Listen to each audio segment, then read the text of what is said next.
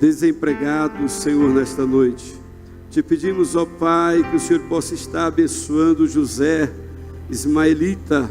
Em nome do teu santo Filho amado Jesus Cristo, cremos, Senhor, pelo poder da oração, pelo poder dos joelhos que se dobram.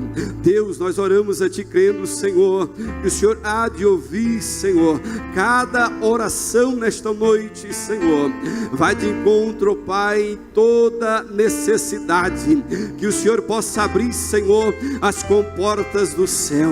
Que o Senhor possa visitar cada lar nesta noite, cada casa nesta noite possa ser visitada pelo teu doce Espírito, Senhor, e que o Senhor possa ir de encontro, Senhor, às vidas necessitadas, Senhor, vidas que estão, Senhor, atribuladas, vidas que estão enfermas. Deus esteja visitando nesta noite, tocando, Senhor, seja nos hospitais, em qualquer lugar que possam estar essas vidas, possam ser tocadas agora, Senhor. Envie, ó Deus, um anjo de misericórdia, um anjo de poder sobre cada vida, Senhor. Esteja levantando, Senhor, pelo poder da oração e pelo poder, Senhor, que há em Ti, Senhor.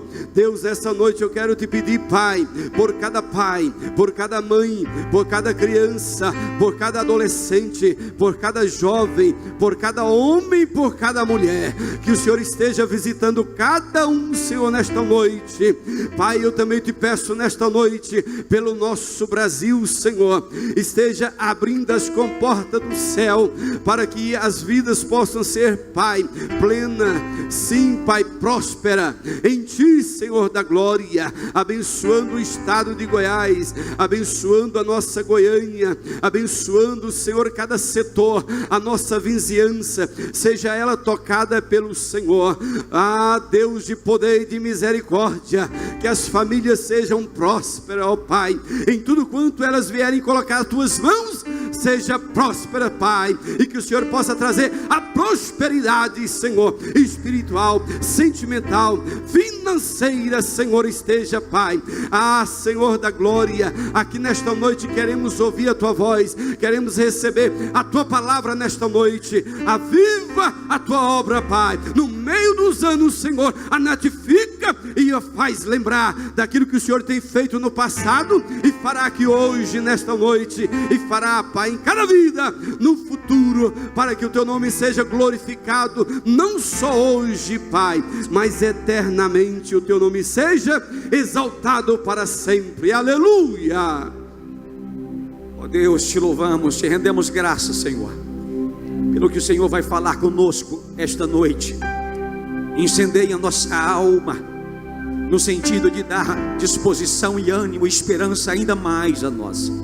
Ó Deus, edifica ainda mais o Teu corpo, ó Jesus.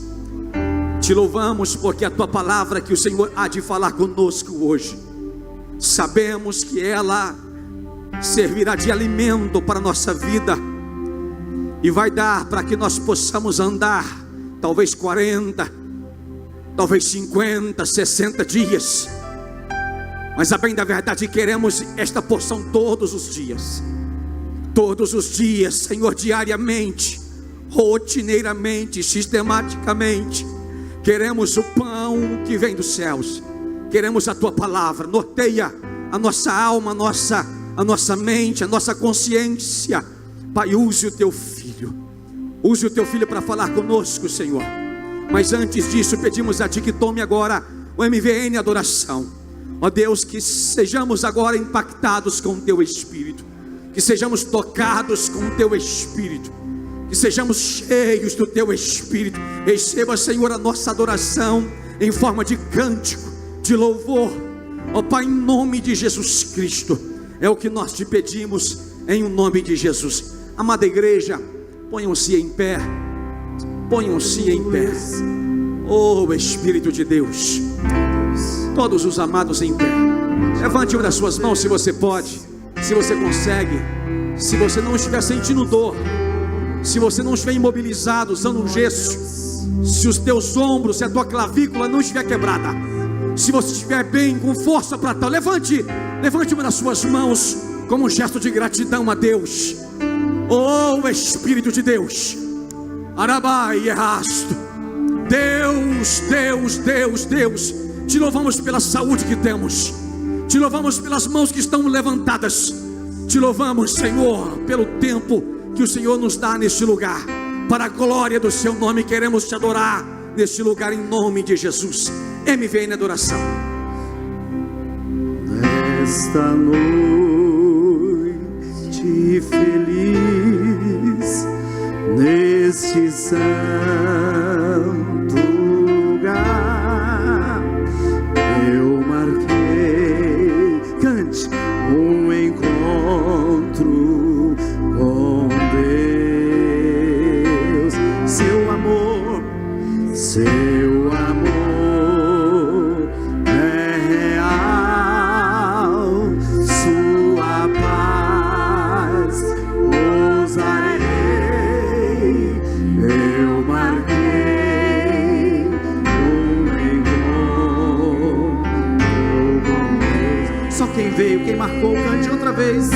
Nessa noite feliz, nesta noite, cante forte, cante.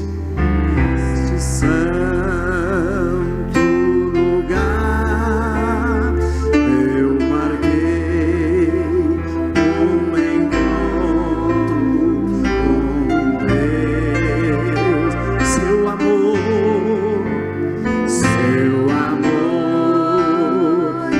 é real, sua paz gozarei. Eu marquei um encontro com Deus. Bem forte, adore a Deus.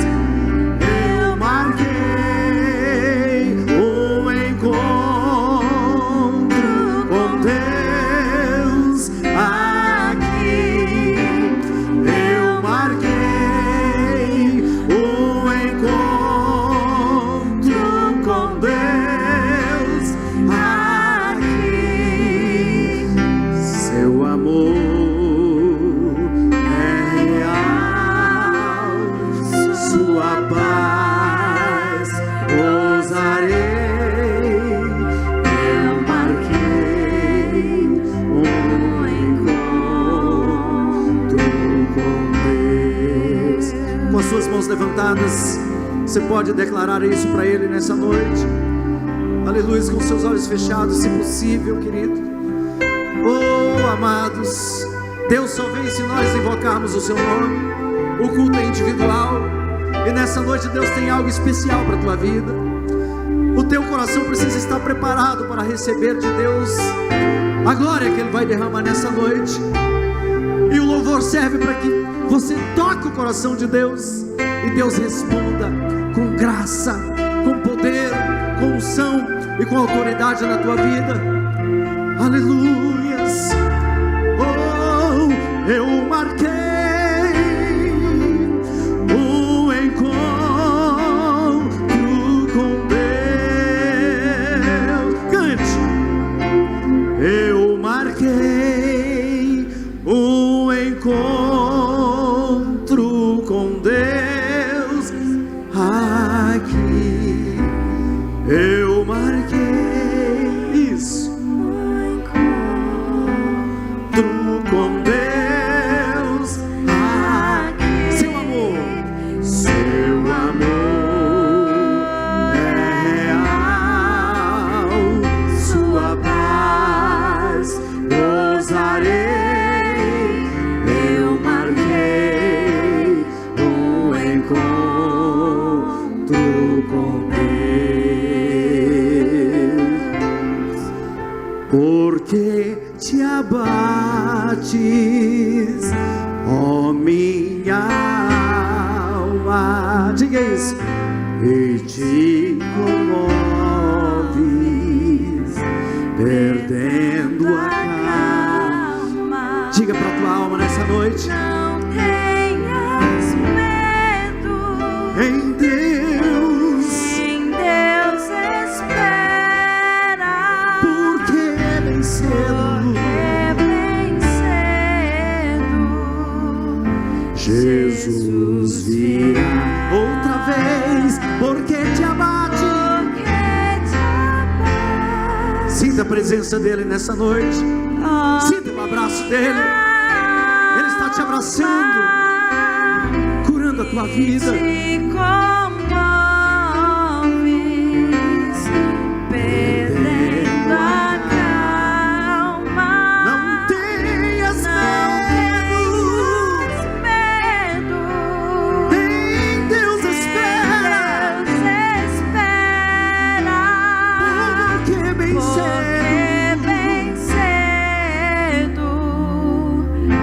Jesus virá,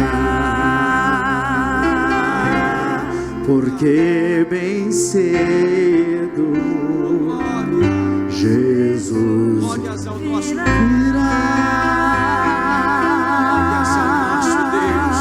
Aplaude a Jesus. Misture com glórias a Ele. Oh, glória a Deus, glória a Deus.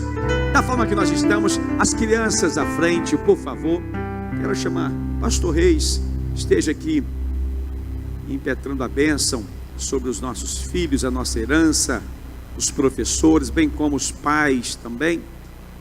Hoje nós estivemos ali na Marcha para Jesus, Pastor Charles, Pastor Josué, muitos pastores, o Bispo Oídes, diversas lideranças, jovens, mulheres e crianças.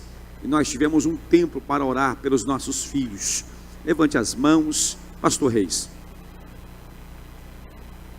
Estenda suas mãos aqui para o rumo das nossas crianças. Nós vamos estar orando por elas. Essas crianças estão representando todas as crianças da sede, todas as crianças do ministério, representando crianças que talvez não estão aqui e poderiam estar. Você tem liberdade de ministrar a bênção sobre essas crianças nessa noite. Soberano Deus e eterno Pai, Deus querido, em nome do Senhor Jesus Cristo, teu Filho, cuja presença estamos nessa noite, nós queremos, meu Deus, te pedir a favor, meu Pai, dessas crianças.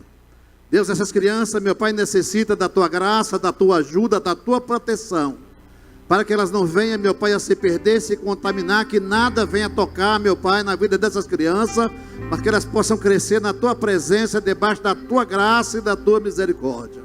Deus, e no meio dessas crianças, nós queremos apresentar aqueles que não estão aqui, inclusive, meu Pai, o Marquinhos e a Ana Júlia, que o Senhor venha, meu Pai, abençoar de uma maneira especial essas crianças, que eles possam ser tocados, que eles possam ser abençoados, que as professoras possam receber do Senhor a unção, para ensinar, meu Pai, essas crianças no caminho santo do Senhor, em nome de Jesus, amém.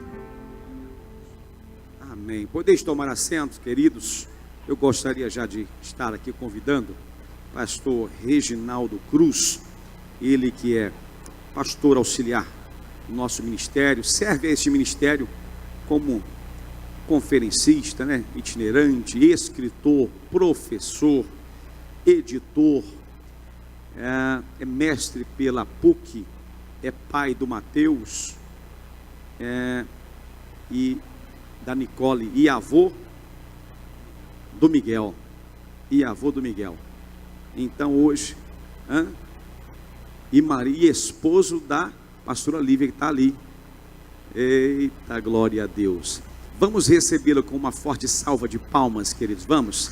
Ele tem toda a liberdade, 8 horas e 1 minuto, para poder falar de Deus sobre nós.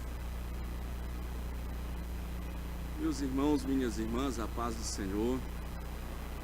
Por favor, abra sua Bíblia, Lucas capítulo 16. Lucas 16.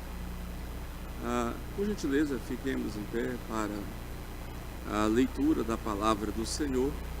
Lucas capítulo 16, a partir do versículo 19.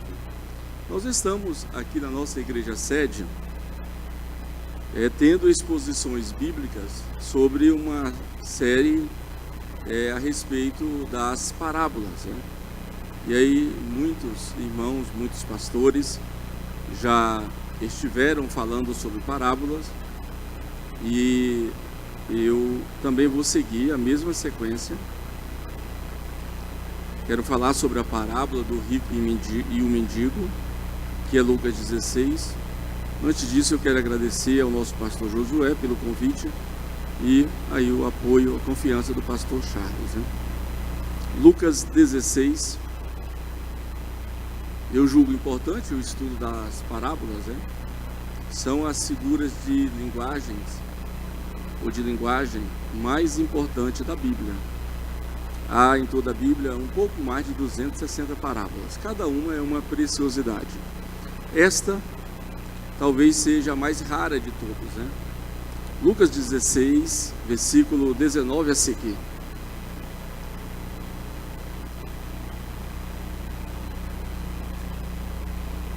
Ora, havia certo homem rico que se vestia de púrpura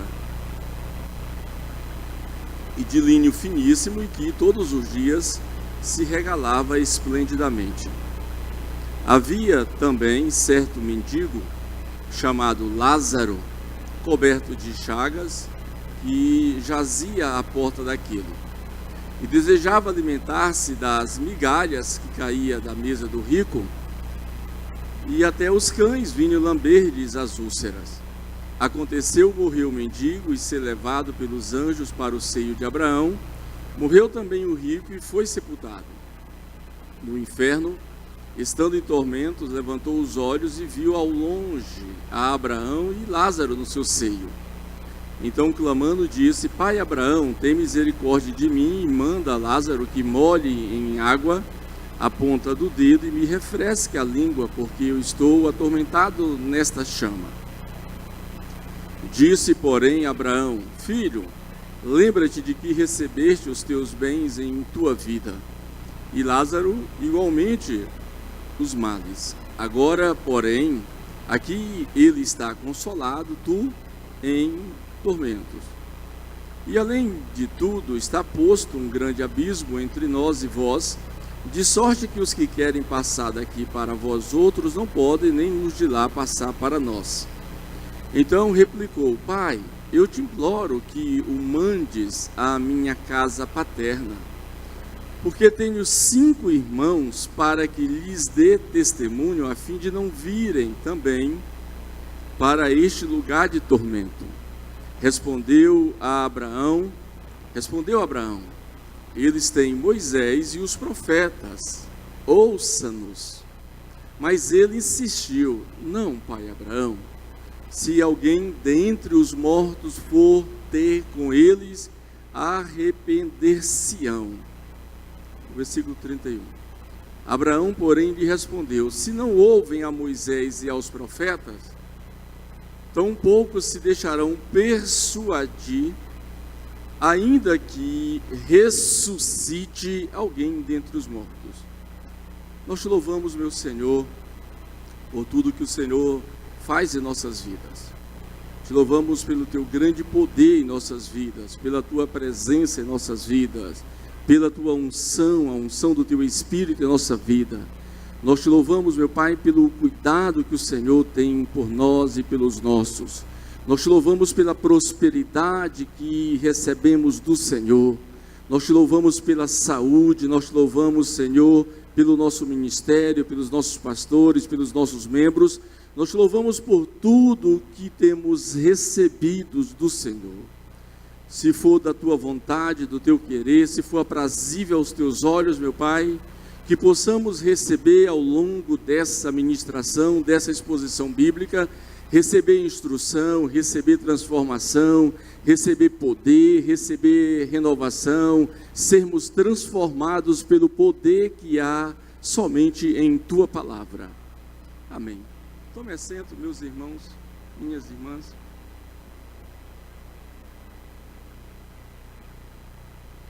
Essa parábola é talvez a mais ilustre de todas as parábolas. Ilustre porque é a única que contém um nome de um personagem, né? Aparece o nome de Lázaro. Todas as outras parábolas que Jesus contou, proferiu, falou, nenhuma delas ele cita nomes de algum personagem. Essa é exclusivamente a única parábola contada por Jesus que tem o nome de um personagem. E também ela é uma das poucas parábolas que fala a respeito da vida futura, da vida escatológica, da vida eterna com Deus e também da eternidade sem Deus. Então, é também exclusiva essa parábola, porque muitos estudiosos, muitos biblistas, eles consideram que essa parábola, na verdade, não é uma parábola, né? Eles têm muitos argumentos e, em termos gerais, há até uma certa coerência nos argumentos, porque as outras parábolas de Jesus, elas não contêm nome de personagens, e essa contém. Então, há uma estrutura parabólica, não tendo nome de pessoas, por que essa teria?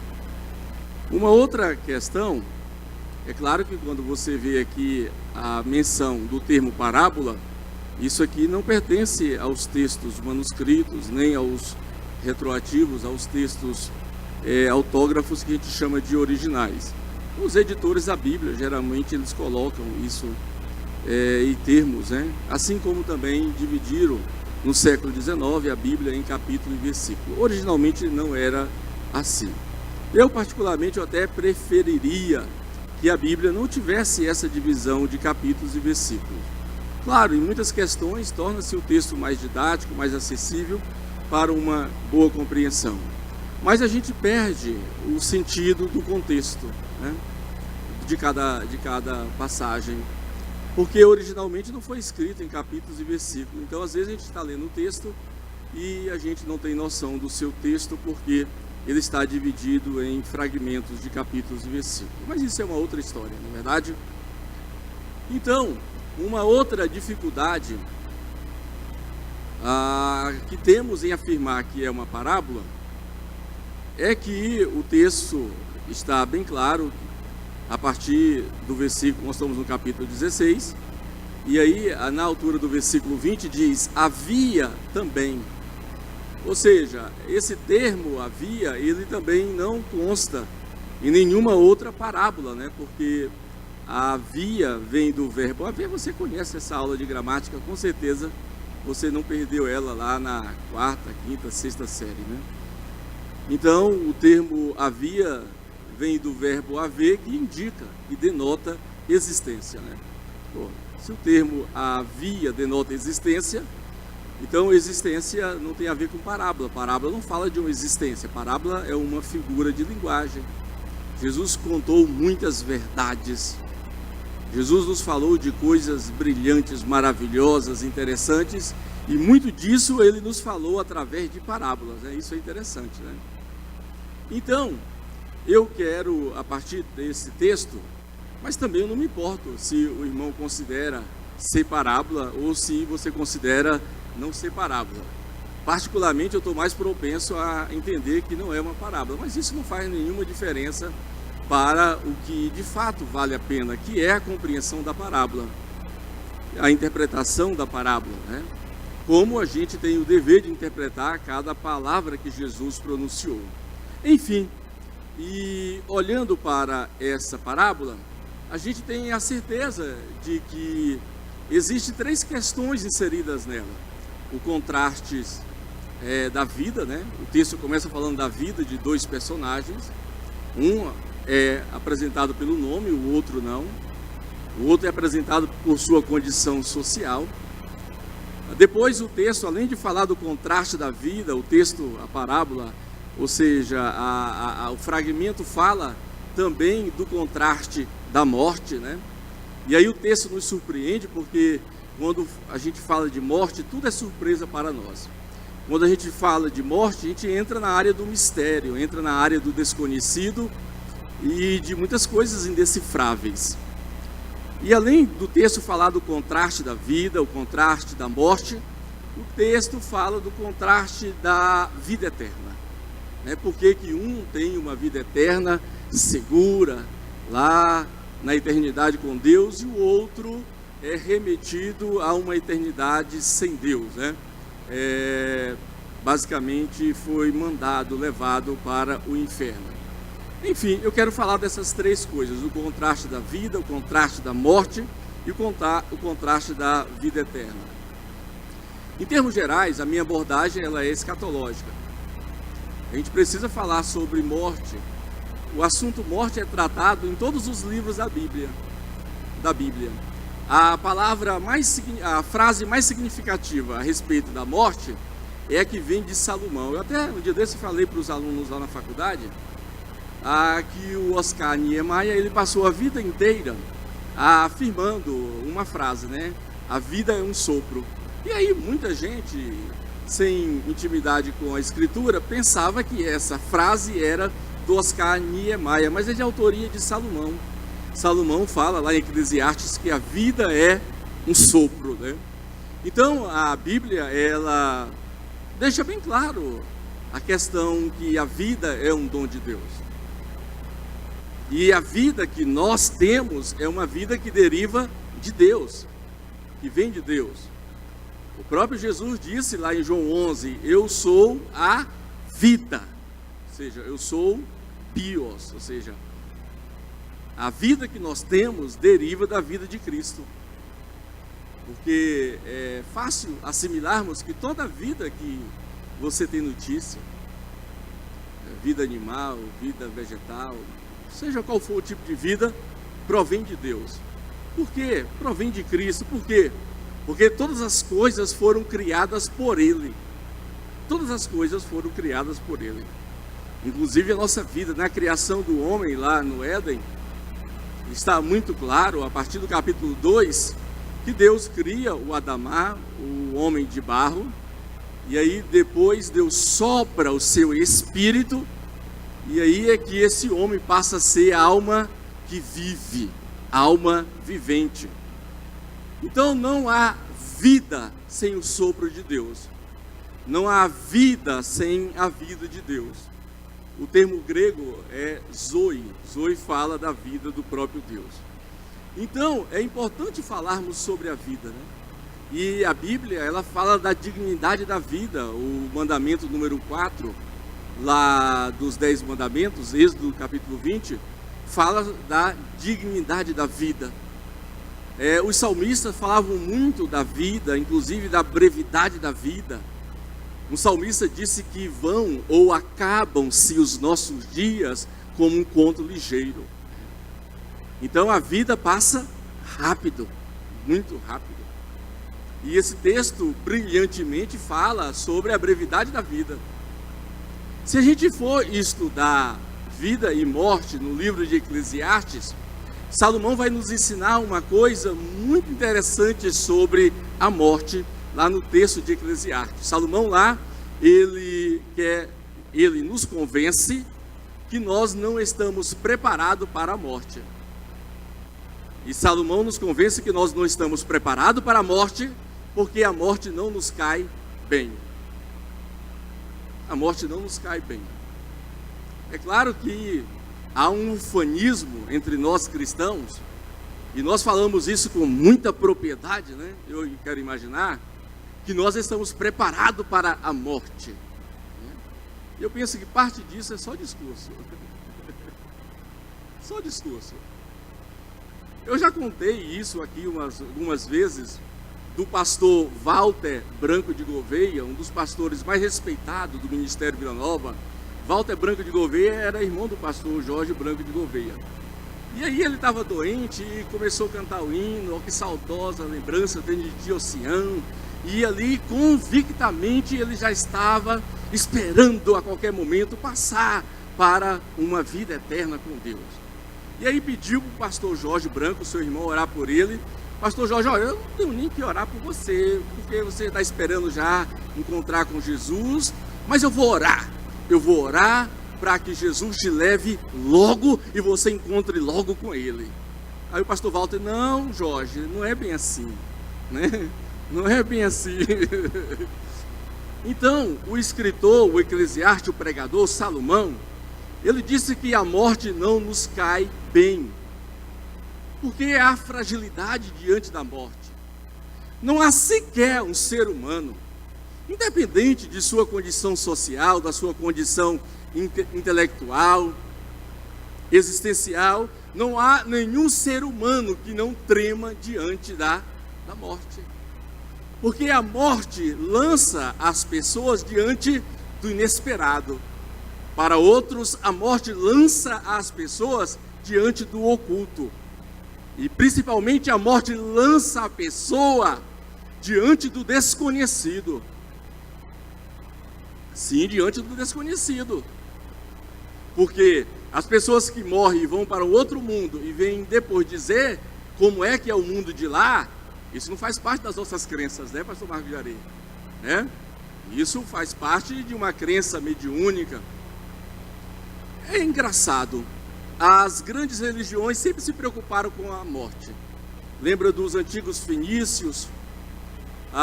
Os próprios egípcios, eles praticavam o embalsamamento, né? E eles eram especialistas em tanatologia, ou seja, a ciência da morte, né? E aí, quando morriam, os egípcios mais ilustres, eles embalsamavam, trabalhava com técnicas para aquela época já arrojadas, avançadas, para que o corpo que estava entrando no desconhecido entrasse de uma certa forma bem maquiado, photoshopado, né? Entrasse com uma imagem muito bonita no outro plano, né? Então, essa crença na morte, ou crença no mundo após a morte, faz parte da crença de todas as religiões antigas e atuais. Por exemplo, os romanos acreditavam que depois que eles morriam, eles iam para os campos elíseos, é uma espécie de paraíso, né? Sempre me chamou a atenção, não a proposta dos romanos, mas a proposta do islamismo, né? Se a pessoa morrer na condição de um militante, de um mártir, ele está sendo esperado lá no paraíso, nos céus, e Allah vai recepcioná-lo, vai dar-lhe os bem-vindos, e finalmente ainda ele terá como recompensa naquela vida eterna 70 virgens, né? Eu acho isso de uma maneira curiosa, né? Porque eu não sei se é por isso que os caras morrem. Por exemplo, morrer sabendo que tem 70 mulheres ainda virgem e esperando, com certeza é uma proposta tentadora que mexe com a cabeça de muita gente, inclusive alguns fanáticos, né? Então é certo que, por exemplo, entre os gregos, eles entendiam que na hora da morte, os dois elementos se separavam. O corpo, que era o elemento material, o elemento físico, o elemento que se deteriorava e se destruía na morte. O corpo ficava em estado perecível. Mas, na morte, a alma, ela sobrevivia. É por isso que os gregos ensinaram muito a respeito da imortalidade da alma. Apesar de eu não gostar muito de polêmica, né? Mas eu sempre vou em debates. E debate é umas coisas polêmicas, né? Ultimamente eu ando mais tranquilo, mais quieto nos debates, né? Eu até tomo uma maracujina antes de ir para os debates. Antigamente eu era nervoso, né? E eu lembro que eu fui em muitos debates, né? Na Rádio Paz eu já fui em mais de 120 debates nos últimos 6 anos. Fui no debate na PUC TV. E eu lembro, em 2012, eu fui no debate na PUC TV. Quando eu cheguei lá, eu fiquei gélido, frio, a minha pressão baixou, porque o debatedor do lado de lá era o meu professor no mestrado naquela época. Eu digo, estou ferrado. Vai acabar comigo. Meu professor, o cara é pós-doutor na Alemanha, era o debatedor. Eu nem sei como é que eu saí. Eu não quero nunca nem quis saber como é que eu saí naquele debate. Mas um dia eu fui para um debate sobre esse assunto. O pastor Josué e o pastor Valdeci lá do Jardim Olímpico indicaram meu nome e eu fui lá no programa do Paulo Berengues debater com um padre uruguaio e uma senhora que era naquela época, não sei hoje, a presidente da Federação Espírita para a Educação em Goiás, Educação Espírita em Goiás. E aí, a minha tese é a tese da ressurreição, que eu vou falar daqui a pouco. A dela era da imortalidade. E uma hora ela querendo no debate colocar a palavra na minha boca, e ela disse, olha Paulo Berengues, o que o pastor e eu estamos propondo é a mesma coisa. Ele está propondo a ressurreição, eu estou propondo a imortalidade. E imortalidade e ressurreição é a mesma coisa. Eu disse, não, minha senhora, não é. Imortalidade é uma crença que vem desde Platão. Platão desenvolveu uma ideia migratória da alma, onde ele chamou de transmigração da alma. Ou seja, a pessoa morria e ela entrava agora em vários ciclos. Ciclo de nascimento, vida, morte e aperfeiçoamento. Uma hora vai aperfeiçoando até ser um espírito bem evoluído, um bom espírito, né? Claro que essa ideia da teoria da transmigração da alma criada, falada inicialmente por Aristóteles lá, na França, foi codificada por Allan Kardec e ele chamou de reencarnação. Então, transmigração da alma, imortalidade da alma e reencarnação é basicamente a mesma questão. E aí eu falei para aquela senhora, não, eu até acredito que a alma é imortal. Eu acredito que a alma sobrevive à morte. Mas, porém, a ideia da imortalidade da alma, mesmo sendo criada pelos gregos, grandes intelectuais da época, e as proposições deles têm influência até hoje na arquitetura, na engenharia, na matemática, em muitas áreas das ciências. Enfim, e aí eu falei para ela, não, imortalidade da alma não é a crença cristã para a vida depois da morte. Ela disse, pastor, mas quando as pessoas crentes morrem, o que acontece com elas? Eu digo, olha, elas vão para um descanso com Deus e posteriormente elas ressuscitarão. Ela disse, mas qual é a diferença? Eu digo, a diferença é que a imortalidade da alma, a pessoa entra num ciclo vicioso de nascimento, vida, morte e aperfeiçoamento, e vai que esse ciclo não acaba nunca. A imortalidade da alma, eu reconheço, é fascinante, tanto é que fascina as mentes mais intelectuais do mundo. Eu digo, mas não é a imortalidade da alma que o cristão acredita, porque a imortalidade da alma, mesmo sendo fascinante, ela não vence a morte. A ressurreição vence a morte. É por isso que Jesus disse, eu sou a ressurreição e a vida. Ou seja, ele está nos dizendo que ele é aquele que dá a vida. Se alguém morreu nele, ou seja, perdeu a vida, ele pode dar-lhe novamente a vida. Ou seja, quando Jesus disse, eu sou a ressurreição e a vida, quando ele fala a vida, ele usa o termo bios, eu sou a vida derivativa. Todo tipo de vida que existe porque eu dei vida. Mas quando ele diz, eu sou a ressurreição, ele está dizendo assim, eu sou anástase, é uma palavra grega, anástase. Ou seja, eu sou a ressurreição. Ainda que alguém morra, mas ao morrer, crendo em mim, tornará a viver. É claro que aí, a pauta ressurreição é o maior fundamento da fé cristã. Repare que a gente não pode querer colocar um outro fundamento. Muita gente coloca a cruz como fundamento. Não, a cruz não é um fundamento, é um signo. O que é um signo? É um símbolo. E assim como na cristandade, vários signos surgiram para caracterizar a fé, a esperança, a militância cristã, como surgiu a âncora, como surgiu o peixe, surgiu também a cruz, e a cruz se perpetuou como grande símbolo da fé cristã. Mas a ressurreição não é símbolo, a ressurreição é o fundamento. Uma fé cristã sem um Cristo ressurreto, ela se desmorona. Mas é claro que isso não acontece, porque o Cristo que nós vivemos, que nós experimentamos, o Cristo que nos salvou, é o Cristo ressurreto. É o que ressurgiu dentre os mortos ao terceiro dia. Você já observou que no Antigo Testamento quase não se fala de ressurreição? Quase não se fala. Você vai catalogar 2, 3 ressurreições no máximo, inclusive envolvendo os profetas. 2 profetas nas suas vidas e um na sua morte, né? Não mais do que isso. Mas no Novo Testamento, toda hora tem uma ressurreição. No Novo Testamento, toda hora há uma ressurreição. No Novo Testamento, vamos catalogar muitas ressurreições, sem falar daquelas muitas ressurreições que acontecem entre a morte e a ressurreição do próprio Jesus. Sabe por quê?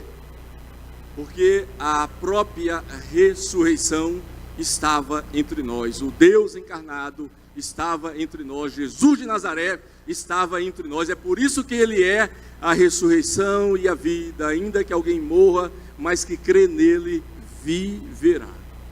Esse é o fundamento da sua fé. O versículo 19, eu vou trabalhar versículo por versículo. Ora, havia certo homem rico que se vestia de púrpura e de linho finíssimo e que todos os dias se regalava esplendidamente. Olha, o texto é bem claro, se vestia de púrpura.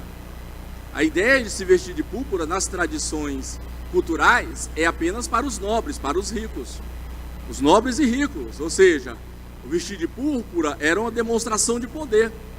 Não só porque era rei, porque era rico, porque vestir-se de púrpura era uma coisa muito rara. Porque encontrar o pigmento para atingir a roupa naquela cor púrpura era raríssimo. Então a púrpura, uma espécie de pigmento que era encontrado de uma maneira muito rara em corais marinhos, era só para quem tinha muito dinheiro. Então, culturalmente, quem se vestia de púrpura ou pertencia a uma família real, era um monarca, era um estadista, era um poderoso, ou era alguém muito rico.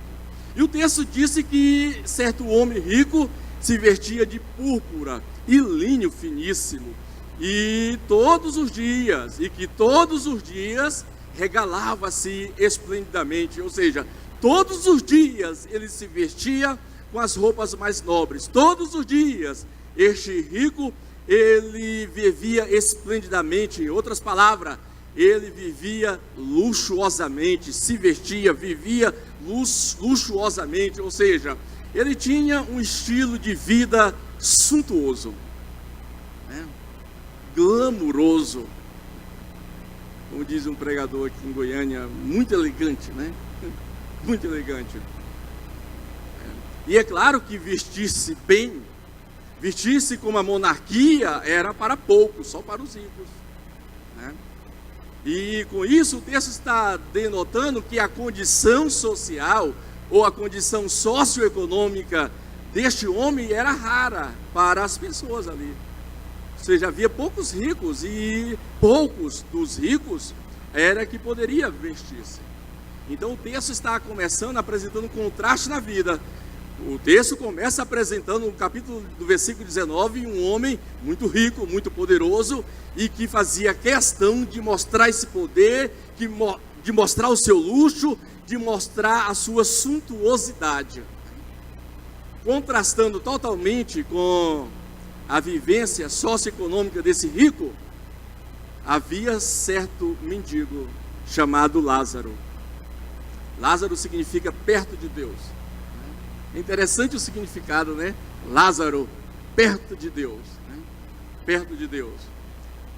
Havia também, versículo 20, certo mendigo chamado Lázaro, coberto de chagas, de feridas, e que estava sempre à porta do rico. Olha o contraste, e aí o versículo 21 expõe de uma maneira clara a miséria e a condição miserável que encontrava este homem chamado Lázaro. Versículo 21, e desejava alimentar-se das migalhas que caía da mesa do rico, e até os cães vinham lamber-lhe as úlceras, as feridas mais agravadas, né? A cultura judaica fala que esses cães aqui não eram os cães, ou seja, de raça, né, que tem pedigree dos ricos, não.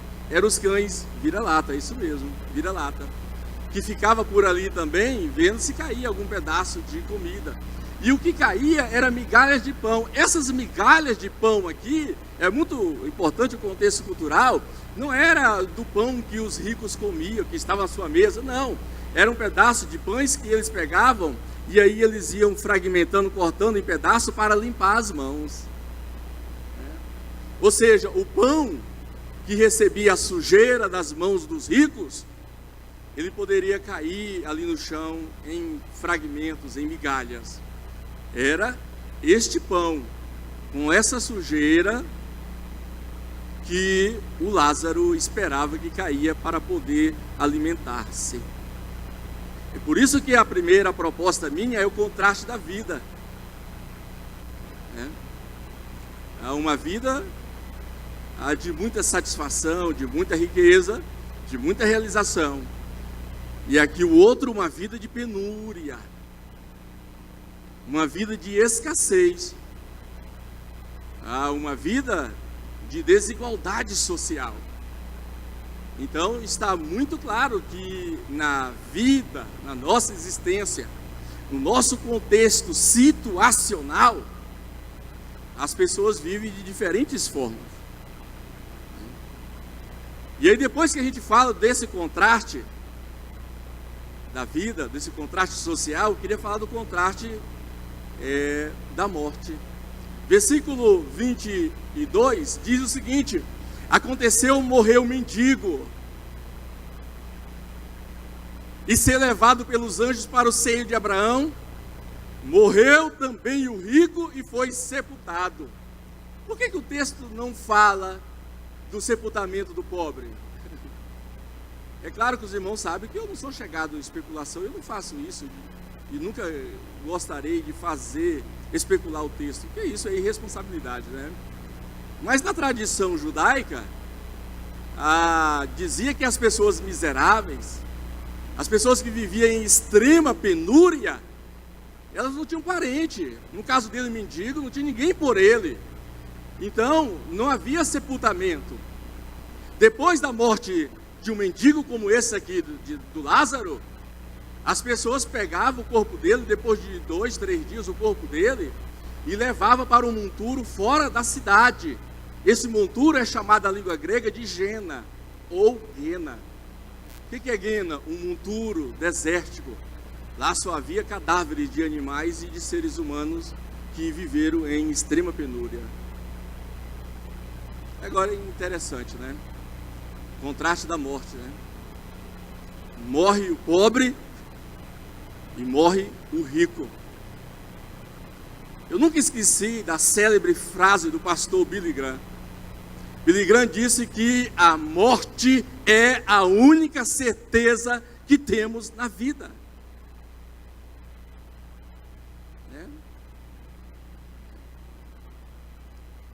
Tem uma hora que, se a gente for olhar o texto de Paulo, a gente fica numa incógnita. Paulo disse: nem todos morreremos. Paulo, tomado de um sentimento puramente escatológico, esse sentimento é válido, ele disse: nem todos morreremos. Mas é claro, todos morreram. Todos os irmãos da igreja do século I, à semelhança de Paulo, morreram. Então parece que o Billy Graham tem razão. A morte é a única certeza que nós temos na vida. E o Billy Graham também dizia que a gente começa a morrer quando a gente nasce. Até tem um caso da literatura popular brasileira, que o personagem é apresentado em sua própria existência na sua morte. Aí vai regredindo até o seu nascimento. O Billy Graham entende que é o contrário. A gente começa a morrer quando a gente nasce. Então a morte é inevitável para qualquer homem, para qualquer mulher, para qualquer ser humano. É inevitável. É claro que a gente não vai discutir aqui questões altamente raras que fazem parte do desconhecido, o caso de Enoque e o caso de Elias não entra em discussão, não é verdade? Até porque a gente não vai construir doutrina em cima desses dois casos, né? Eles são tratados dentro de outra matéria que não é essa daqui. Então é certo que as pessoas morrem. É certo que a morte é uma realidade que acomete a todos nós. É isso que está no versículo 22, só que com um contraste diferente nessa morte. Versículo 22, aconteceu, morreu o mendigo e ser levado pelos anjos para o seio de Abraão. Gente, que coisa! Uma vida de penúria, miserável, uma vida miserável. Queria comer um pão sujo que tinha passado pelas mãos para ser objeto de limpeza, e nem aqueles pães caíam os seus pedaços, as suas migalhas, e agora, depois de uma vida de penúria, de tristeza, morrer e ser levado pelos anjos para o seio de Abraão, para o paraíso. Tem uma discussão que é muito ampla, se o seio de Abraão é o paraíso. Para mim é muito simples, é a mesma coisa. Não há diferença qualitativa entre seio de Abraão e paraíso. Não há diferença qualitativa na Bíblia. Tem muita gente que quer dizer que é diferente, mas os argumentos são bem frágeis, né? Mas continua dizendo que são diferentes, pelo menos o argumento majoritário dos intérpretes da Bíblia é que seio de Abraão e paraíso é a mesma coisa. É um lugar especial, a presença do nosso Deus, que obtemos por pura misericórdia e graça de Deus depois que morremos. E aqui o texto, versículo 22, ele foi levado pelos anjos para o seio de Abraão. Morreu também o rico e foi sepultado. Versículo 23. Primeira parte eu falei para os irmãos o contraste da vida, agora o contraste da morte. Terceira e última parte, o contraste da vida eterna. Não é exagero a gente dizer que existem duas dimensões da vida eterna, não é? Duas dimensões. Um texto que o pastor Charles conhece muito, Daniel 12:2, diz o seguinte: naquele dia muitos ressuscitarão, uns ressuscitarão para a vida eterna e outros ressuscitarão para a vergonha e horror eterno. Então não é exagero dizer que há duas dimensões de vida eterna. A mesma coisa de Daniel 12:2 está em João 5:29, onde o próprio Senhor Jesus disse que naquele dia, uns ressuscitarão para a vida eterna, ou seja, ele diz, os que fizeram o bem ressuscitarão para a vida eterna, porém os que fizeram o mal ressuscitarão para a condenação eterna. Claro, há mais textos que a gente pode trabalhar com essa questão. E há dois planos, eu vou usar uma palavra bem didática, há dois planos, né? Uma vida eterna com Deus e uma vida eterna sem Deus. É claro que a vida eterna é uma construção da própria vontade de Deus, e isso é feito aqui enquanto temos vida. Versículo 23 diz assim: no inferno, acabamos de falar do seio de Abraão, do paraíso, não foi? Quem que estava lá? O mendigo. E aqui, olha a ruptura do texto: no inferno, estando em tormentos, levantou os olhos e viu ao longe a Abraão e Lázaro no seu seio. Ou seja, o rico que viveu esplendidamente, luxuosamente, regaladamente, quando morreu não conseguiu levar esse luxo, esse glamour, essa suntuosidade, não conseguiu levar as suas posses. É claro, meus irmãos, que eu não vou defender aqui uma teologia que diz que porque é rico não vai para o céu e porque é pobre tem céu garantido. Não, não é isso que está em questão, né? Porque a vida eterna não depende da condição socioeconômica. A vida eterna depende de algo superior, de algo maior. A vida eterna depende do sacrifício, da morte expiatória de Cristo, feita por nós, e da aplicação dessa obra, dessa redenção nas nossas vidas. Por quê? Seria um exagero dizer só porque um rico é déspota, um rico tirano. Não, não é isso que eu estou querendo dizer. Eu não quero criar uma tese e dizer que a pessoa só porque é pobre vai para o céu e só porque é rico vai para o inferno. Não existe essa dicotomia. O que existem são pessoas ricas que às vezes são orgulhosas, mas existem pessoas ricas que são generosas. Existem pessoas pobres que são arrogantes, metidas e orgulhosas, e existem pessoas pobres que são simpáticas, que são generosas, que são afáveis. Então a condição social não está em questão. Certamente Deus sabia que não era só a riqueza do rico, mas o coração do rico não estava em Deus, estava na sua riqueza. O coração do pobre não era porque ele vivia numa situação paupérrima, mas o coração daquele pobre estava em Deus. Tanto é que quando você vai para Mateus capítulo 5, ali na porta de entrada para as bem-aventuranças, no Sermão do Monte, Jesus diz o seguinte, ele vai contar 8 bem-aventuranças, 8, não são 9, 8. Porque na bem-aventurança da perseguição, ela está em duas dimensões: perseguido por causa da justiça e perseguido por causa de Cristo. Então, são 8 bem-aventuranças. E quando Jesus vai falar das 8 bem-aventuranças, ou seja, das 8 virtudes, 8 qualidades daqueles que vivem, daqueles que estão, daqueles que são no reino de Deus, aí Jesus começa dizendo, ele abre as portas do seu reino pela primeira bem-aventurança. Qual é a primeira bem-aventurança? A que abre as portas do reino. bem-aventurado os pobres de espírito. Eu já ensinei sobre isso aqui na igreja um tempo atrás, numa série sobre bem-aventuranças. O pobre de espírito não é o pobre porque é paupérrimo, não é o pobre porque é desprovido, né, de uma boa situação socioeconômica, não. É o pobre no sentido de que é totalmente dependente de Deus. A palavra pobre, na língua grega, os irmãos, rapaz, o irmão Reginaldo deve dominar o grego, né? Não, irmãos, o grego não, mas o hebraico também não. Então, na língua grega, a palavra pobre é a palavra pitorros, e dá a ideia de alguém pobre mesmo, pobre de espírito. Pobre de espírito é uma qualidade dos que vivem no reino de Deus. E a ideia metafórica desse pobre é alguém. Quem é o pobre de espírito?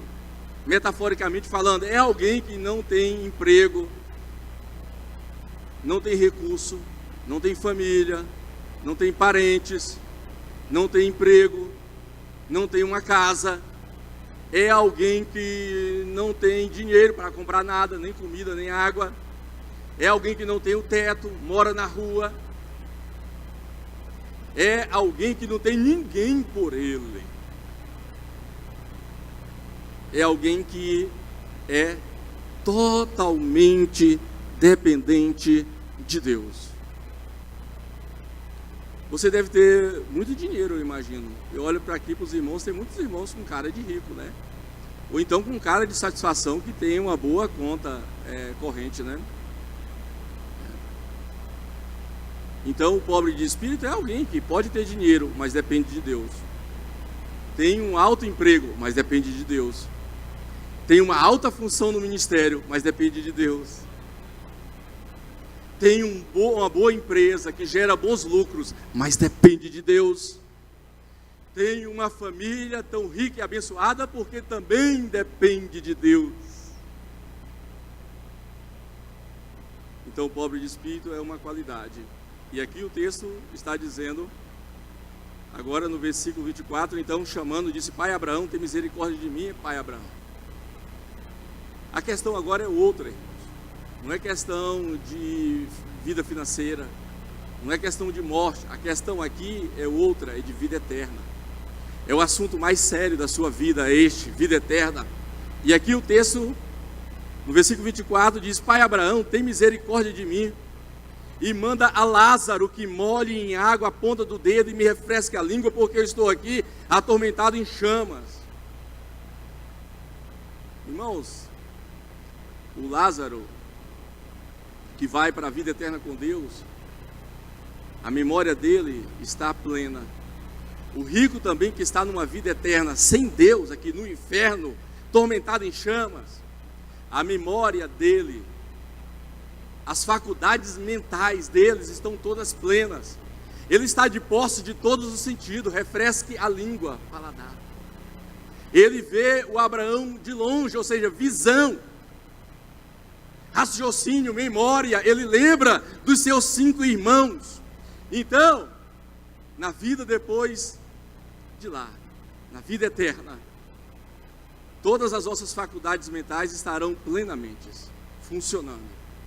Ah, pastor, mas eu li um texto lá em Isaías que disse que lá não haverá memória de ti. É claro, o texto de Isaías está falando da diferença entre a antiga criação e a nova criação.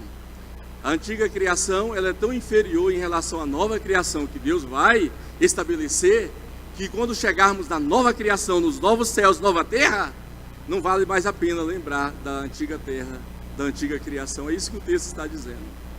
Então, lá também a verdade é a mesma. Lá no inferno, eu até acho que ele usou aqui um artifício muito parecido com os nossos jeitinho brasileiro, né? Ó, pai Abraão, manda aqui Lázaro. Ele nunca respeitou Lázaro. Ele nunca reconheceu Lázaro como um ser humano.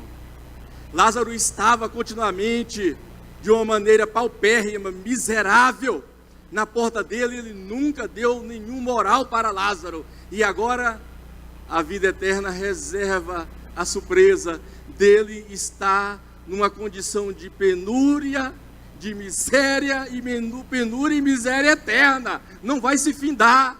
E aí ele olha e vê de longe o Lázaro numa situação de alma refrigerada, acalentada, tranquilizada, confortada pelo Senhor. E aí ele diz: pai Abraão, manda que Lázaro. A verdade lá é a mesma, irmão. Aqui a gente fala de salvação, a gente fala de vida eterna. Quem crê e for batizado será salvo. Quem não crê já está condenado. Essa verdade continua sendo a mesma, inclusive no inferno. Lá ele percebe que a verdade que ele tinha ouvido era a mesma. E aí no versículo 25, ele diz: eu estou atormentado em chamas. É claro, quem interpreta o texto literalmente diz que é chama mesmo, né? Quem interpreta alegoricamente entende que é uma chama que está atormentando a consciência. Porque de uma maneira simbólica, irmão, a gente pode compreender que inferno é também uma ausência eterna de Deus. Lá, o rico, ele sabe que nunca mais ele será assistido pela graça de Deus. Nunca mais ele terá riquezas. Nunca mais ele terá casa cheia de amigos. Lá agora, ele está sendo atormentado em chama.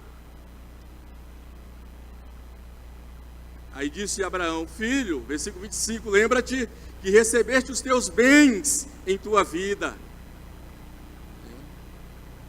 Por que ele era um rico miserável e pobre, né? Ele não sabia, pastor Frank, que ele era um rico miserável e pobre, porque a única coisa que ele tinha era o dinheiro.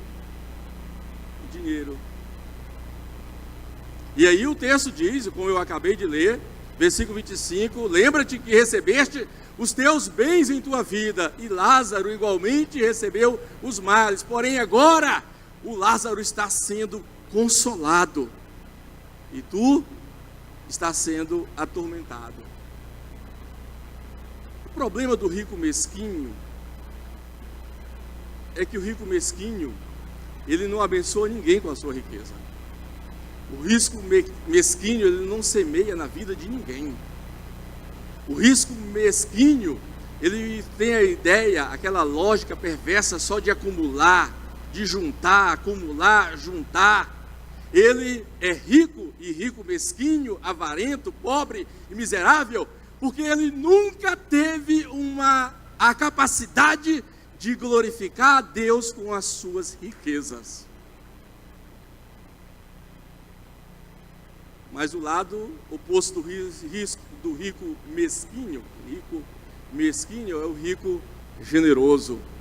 Abençoa a obra de Deus, investe na obra de Deus, investe na missão da igreja, investe na formação de obreiros, investe na vida dos mais pobres.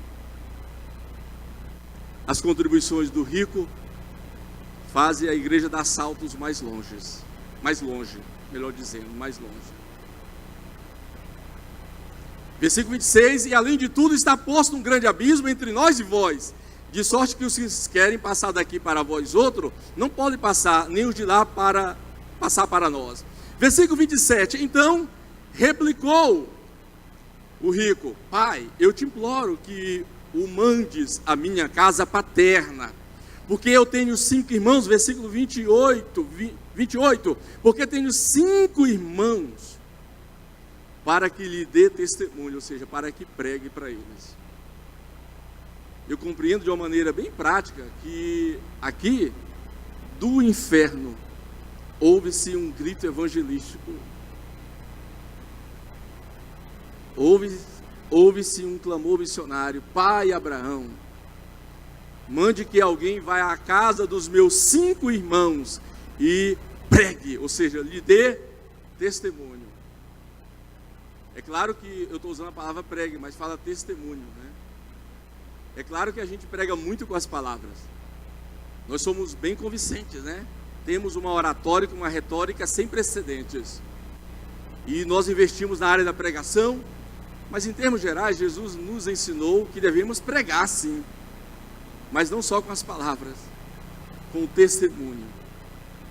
Francisco de Assis diz: prega, evangelize o mundo inteiro, sem gastar, sem pronunciar uma só palavra, apenas pelo teu exemplo. Pai, eu te imploro que mande a minha casa paterna. Versículo 28, porque tenho 5 irmãos, para que lhe des testemunho, a fim de não virem também para este lugar de tormento. Ninguém quer que um parente seu vá para o inferno. Ninguém quer que um ente nosso vá para o inferno. Ninguém quer isso. Nós não somos salvos egoístas. O salvo egoísta, pastor Frank Mendonça, é o que pensa só em si mesmo, né? Está a família toda aí perecendo, ele só pensa nele. A família toda está em perdição, ele só pensa no cargo da igreja dele. A família toda está descendo à sepultura e ele só pensa no seu ofício pastoral. Salomão disse há muito tempo atrás: livra os que cambaleiam para a sepultura, salva depressa os que descem à morte. A tarefa evangelística e missionária é de todos nós. A responsabilidade é sua, é nossa.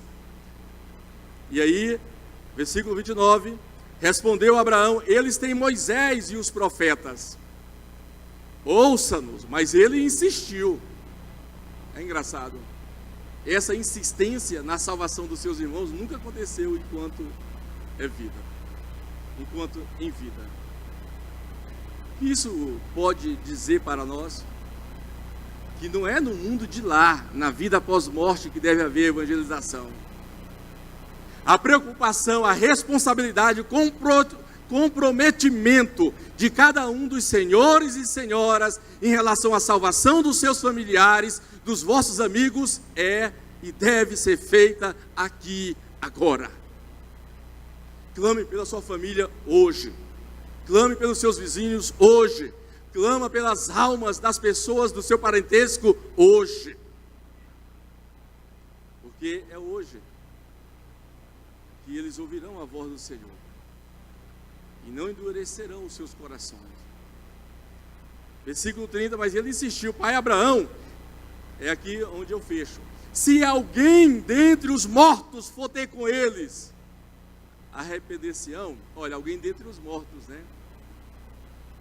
É claro que isso aqui dá uma teoria para a reencarnação. A sugestão dele é a teoria da reencarnação, vamos dizer de uma maneira bem explícita. Alguém dentre os mortos, pai Abraão, daqui mesmo, se for ter com eles. Mais uma vez, meus irmãos, existem várias teorias sobre a questão da vida após a morte. Inclusive tem uma teoria interessante chamada psicopaniquia. Muitos grupos religiosos, inclusive os adventistas, ainda mantêm essa doutrina da psicopaniquia. Psico é mente ou alma, paniquia é sono, ou seja, do sono da alma. Quando as pessoas morrem, segundo essa doutrina do sono da alma, as pessoas, ou seja, as almas, permanecem em estado de dormência, de sonolência, não sabem nada do que está acontecendo. Isso é perigoso porque exclui a ideia de um julgamento vindouro, né? Aqui não tem psicopaniquia. Aqui tem o rico plenamente convicto que ele está no inferno e que a situação dele é irreversível. Não mudará mais. Último, Abraão, porém, lhe respondeu: se não houve a Moisés e aos profetas, tampouco os deixarão persuadir. Aí o pai Abraão vai nos revelar qual é a única maneira de uma provável comunicação do mundo espiritual com o mundo físico: pela ressurreição. E aí o pai Abraão diz: ainda que ressuscite. Ele não fala ainda que reencarne. Ele fala: ainda que ressuscite alguém dentre os mortos, né? Isso nos faz ter uma compreensão pastoral de que a nossa ressurreição é que nos lançará diante e terminantemente na presença de Deus. Esse texto ele pode ter várias aplicações. Ele pode nos alertar para a questão da evangelização. Ele pode nos tirar da zona de conforto, do comodismo, do marasmo da vida que estamos levando e nos lançar na ação missionária da igreja. Mas esse texto também, além de falar de salvação, de condenação, de juízo vindouro, esse texto fala de esperança. A esperança aqui não é para os tiranos. A esperança não é para os poderosos. A esperança não é para essa classe política brasileira podre, com muito pouca exceção. Esses ladrões, esses bandidos, esses marginais que ocupam as plataformas municipais, estaduais e federais e que pela sua ladruagem, pela sua corrupção, nós temos uma péssima educação, por sinal falida. Nós temos um péssimo sistema de serviço público à saúde. As piores estradas do mundo estão talvez aqui. Não. Esperança não é para a classe de poderosos déspotas, malfeitores. Esperança é para os desvalidos. Esperança é para aqueles que, apesar de uma vida reversa, apesar de uma vida, quem sabe, empobrecida aos olhos de muitos, quem sabe de uma vida até capenga aos olhos de muitos, mas há esperança para os mais fracos, há esperança, inclusive até para aqueles que não têm mais nenhuma esperança. Como disse o profeta Jeremias, ponha a tua boca no pó, talvez ainda haja esperança. A esperança é a fé, é o combustível que movimenta a sua fé, meu irmão. E aí eu quero convocá-lo a ter esperança em Deus.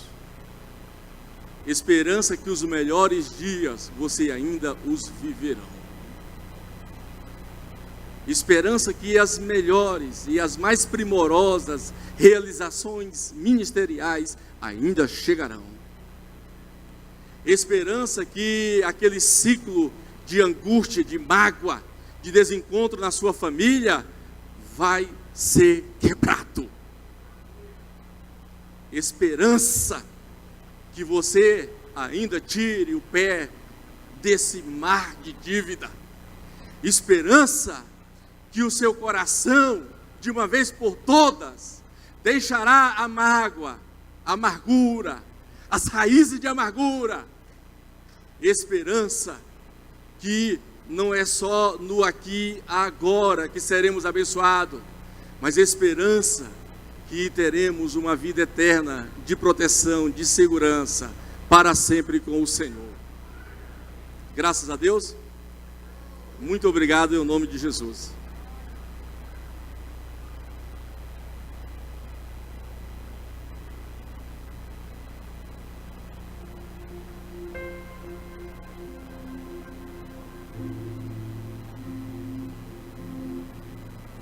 Se você puder aplaudir a Jesus pelo pão nosso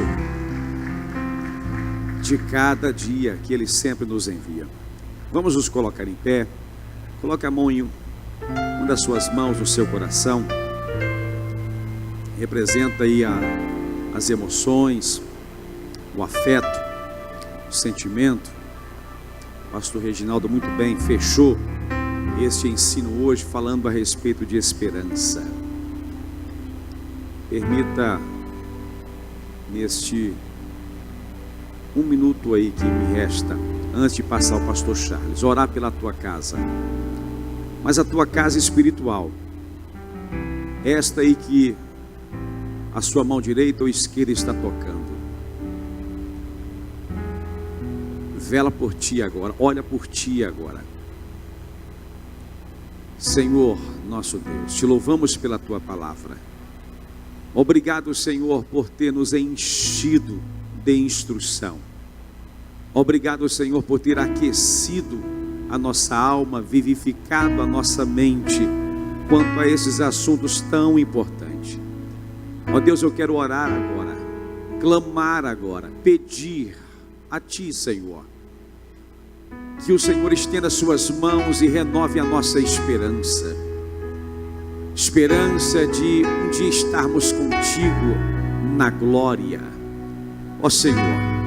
Mas enquanto isto, enquanto a última trombeta não toca, enquanto os céus não se abrem, enquanto o Senhor Jesus não vem arrebatar a sua noiva, a sua igreja, levanta as tuas mãos, Senhor, e renova nossas forças, renove o nosso ânimo, a nossa esperança, a nossa alegria. Encha a casa espiritual, encha-nos, Senhor, de alegria, ó Pai, em nome de Jesus Cristo. Sare, cure, liberte, para a glória do seu nome, pois a tua palavra quem diz: se o Senhor nos curar, verdadeiramente seremos curados. Sara, Senhor, sara-nos para a glória do seu nome, é o que nós lhe pedimos, em o nome de Jesus Cristo, amém e amém. Amados, nós temos alguém que talvez esteja afastado da comunhão com a igreja, comunhão com Deus, e quer fazer deste momento, um momento importante, um marco na sua história, retornando para Jesus. Nós temos alguém para Jesus essa noite. Nós temos alguém que está afastado dos caminhos do Senhor, quer renovar a aliança, restaurar este relacionamento através de um ato. Nós temos alguém para Jesus hoje. Se nós não temos, e se temos alguém que precisa ter este momento, que o Senhor possa lhe dar mais uma oportunidade para que você possa retornar para a casa do Pai, em o nome de Jesus. Podeis tomar assento. Pastor Charles, agora fazendo aqui as considerações finais. Obrigado, pastor Frank. Queridos, a paz do Senhor. Valeu a pena estar aqui hoje? Glória a Deus, como valeu a pena, né? Deus abençoe pastor Reginaldo Cruz, sempre nos atendendo, sempre se colocando à disposição, né? Glória a Deus. Louva a Deus pela vida do pastor Reginaldo. Engraçado, rapaz, nós somos da mesma cidade, do mesmo ministério, mas não nós viemos nos conhecer aqui.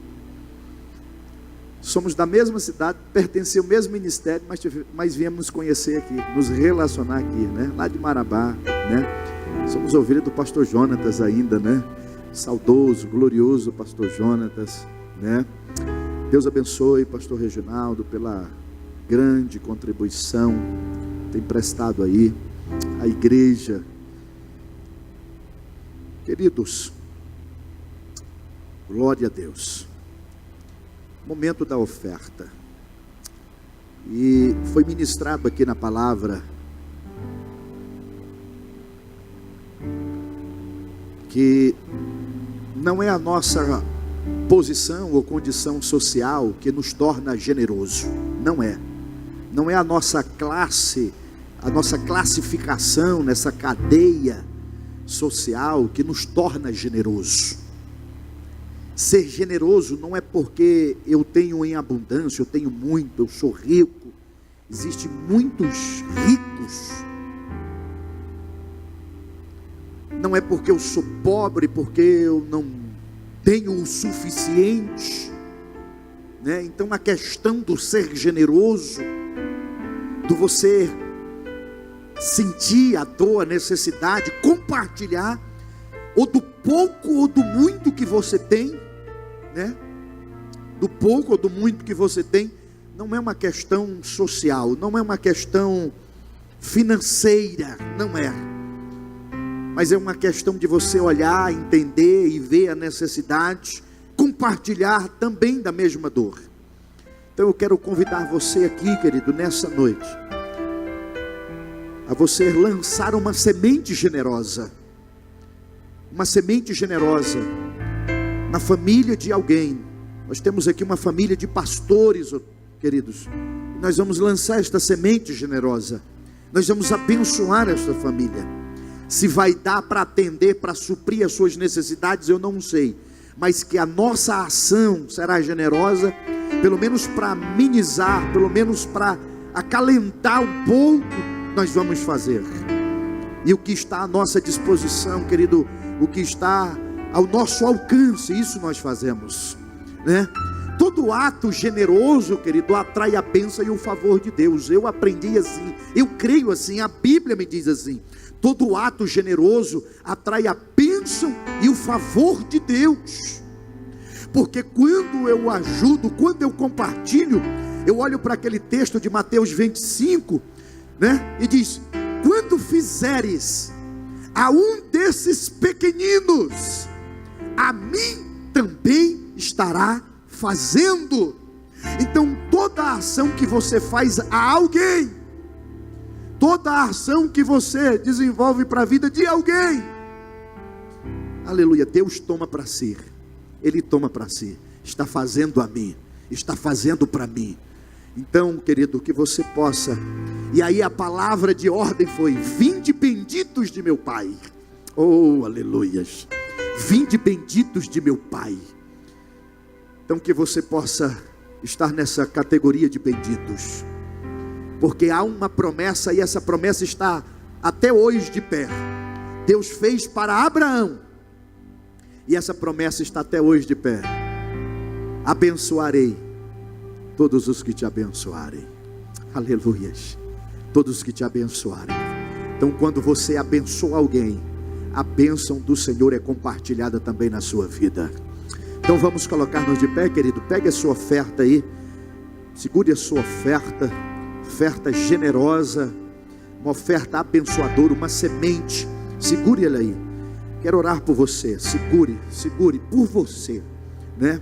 Por você, para Deus te abençoar mais, para Deus suprir mais, para Deus trazer mais para a sua vida, porque quanto é dando é que se recebe.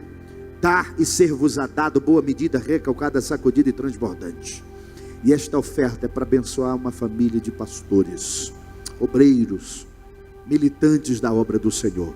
Se sustente as suas mãos lá nos céus. Ore por esta família, querido. Querido Deus, Pai eterno, Deus bendito, Deus amado, nós estamos aqui, Senhor, numa ação, Deus, generosa, numa atitude, numa disposição generosa, Deus.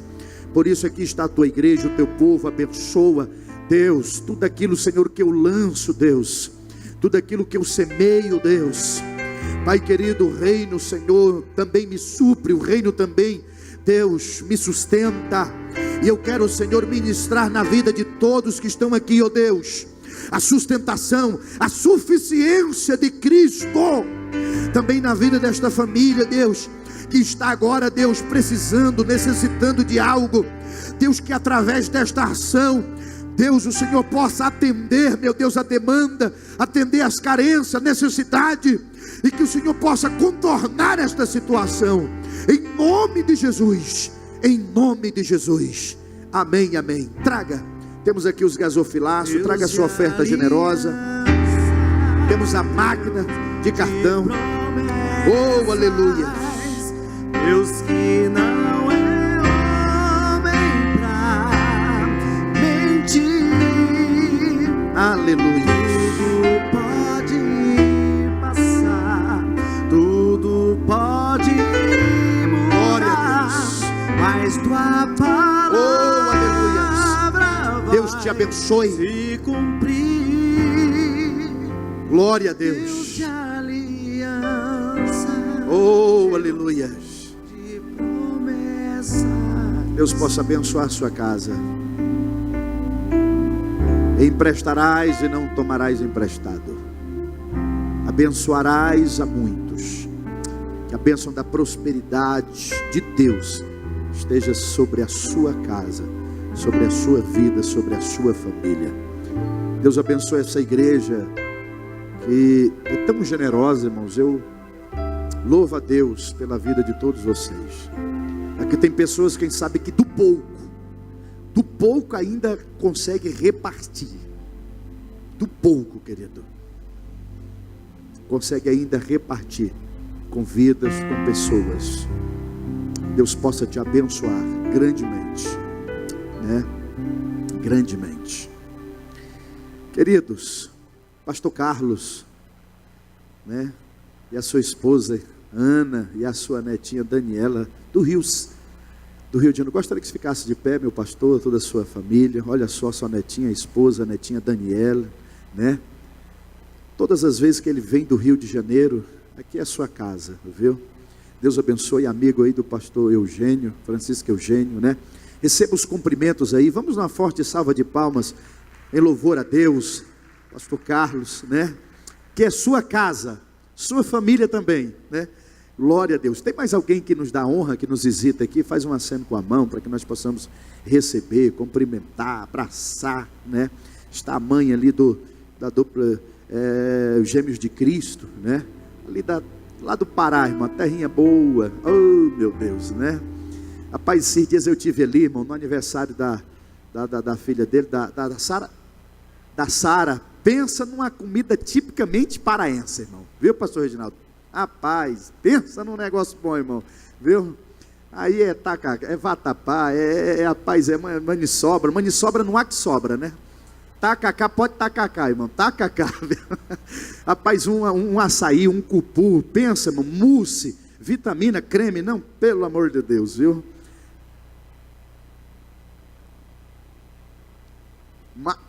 Vatapá. O pato no tucupi, rapaz, o pato no tucupi também, rapaz, tem a pimenta lá no tucupi, irmão, pensa aquela pimenta também no tucupi, viu?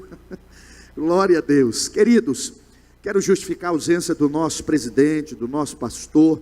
Hoje foi intenso para ele, viu? Hoje ele teve em 2 oficinas de obreiro, né? Lá na Vila, na Vila União, bem cedo, depois encerrou aqui ao meio-dia, na Novo Mundo. À tarde, às 15 horas, às 14 horas, já estava ali na Marcha para Jesus, saindo ali da Praça do Avião. Foi bênção a Marcha para Jesus, irmão. Realmente, pessoas ali colocando as mãos, clamando, orando, profetizando. Uma geração, irmão, pensa, onde passávamos, a bênção de Deus também era estendida. Muita gente, quase 200.000 pessoas ali na praça, depois encerrou na Praça Cívica, com um ato profético, muito bom. A força da igreja, irmãos, a igreja ainda é sal, ainda é luz, ainda tem a sua voz e a sua ação profética, né? Eu creio no que a igreja é capaz de fazer ainda, para esse Brasil, para a nossa pátria, para este mundo. A igreja tem um poder incrível, né? Glória a Deus. Então, e ele teve ali na Marcha para Jesus, encerrou, e ele disse, olha, ainda tinha um outro compromisso, né? Por isso que ele não teve condições de estar aqui, mas nós vamos estar orando por ele, para Deus estar dando força, graça, né? Para o nosso presidente, para a sua família, pastora Simone, para a sua casa e para os seus filhos, né? Queridos, a semana, programação especial aí da semana, quinta-feira nós temos aí culto de campanha, o Bride está ali, viu? Está uma bênção, Deus tem. Amanhã tem o nosso culto, a partir das 20 horas, nosso culto aqui no auditório. Quinta-feira, culto de campanha. Sexta-feira nós temos a vigília, antecipando a ceia. Toda sexta que antecipa a ceia, nós tem a nossa vigília. Vamos voltar aqui. Os jovens estarão ali também no seu trabalho ali na sexta universitária, mas nós estaremos aqui em vigília, orando a Deus, buscando a Deus, clamando a Deus, né? Precisamos orar, buscar a Deus em oração. Então vem, querido, vem orar aqui. Vamos tirar esse período de oração, tá? Os obreiros, liderança, pastores, igreja, os membros, congregados, querido, todos, famílias reunidas aqui para buscarmos e glorificarmos a Deus, tá? Sábado nós temos a nossa reunião de obreiro a partir das 15 horas, uma reunião administrativa, também de liderança, tá? E os nossos conecta. O nosso vai ser esse conecta, irmão, geral. Júnior Trovão vai estar aqui, viu? Júnior esteve numa vigília, na última vigília, irmão, foi coisa do céu, viu? Coisa maravilhosa. Então, Venha, não deixe de vir, você jovem, pai, mãe, enfim, traga aí os seus filhos, traga aí a sua família, né? Vale a pena. Domingo pela manhã, escola bíblica dominical, né? A partir das 9 horas, está uma bênção, irmãos. Se você ainda não veio, você está perdendo, viu? Está uma bênção. E nosso culto de ceia, os 2 momentos, os 2 cultos, ceia. Estaremos aqui cercando a mesa, estaremos aqui celebrando a maior festa da igreja, né?